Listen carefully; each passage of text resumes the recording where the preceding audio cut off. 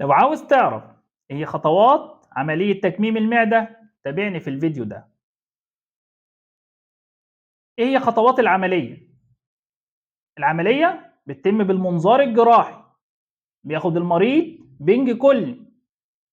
وبعد كده بننفخ البطن بغاز ثاني أكسيد الكربون عن طريق إبرة رفيعة اسمها فيرس،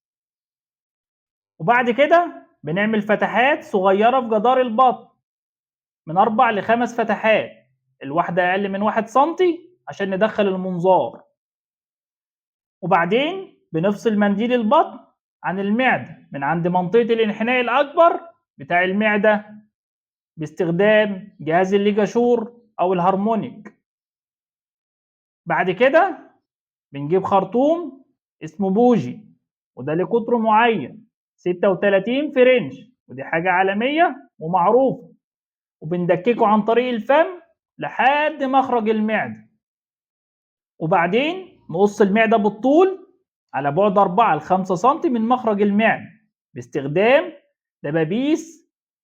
GST ثلاثية الصفوف الأصلية مش الصيني، وباستخدام دباسة جديدة اسمها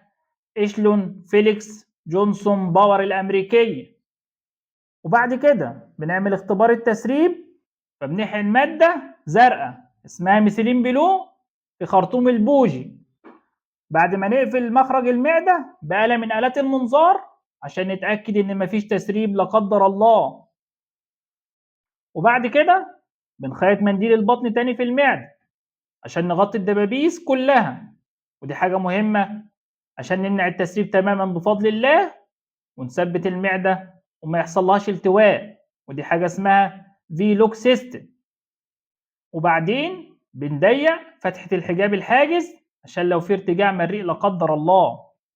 وبعدين بنحط درنقة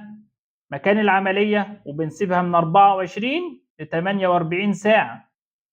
وبعدين بنفضي البطن من الغاز ونطلع أدوات المنظار ونطمن إن مفيش نزيف مكان دخول أدوات المنظار، وبعد كده بنقفل فتحات المنظار من عند الشيز بتاع البطن عشان ما يحصلش فتاء لا قدر الله، وبنعمل غرز تجميلية وبدون ندبات بفضل الله، وبعدين بنحقن بنج موضعي مكان الجروح وفي تجويف البطن، وبنركب لك جهاز ضد الألم جهاز الBCA.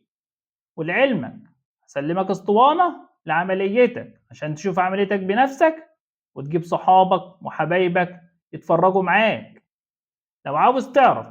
ايه هي مميزات عملية تكميم المعدة تابعني في الفيديو اللي جاي، استنوني.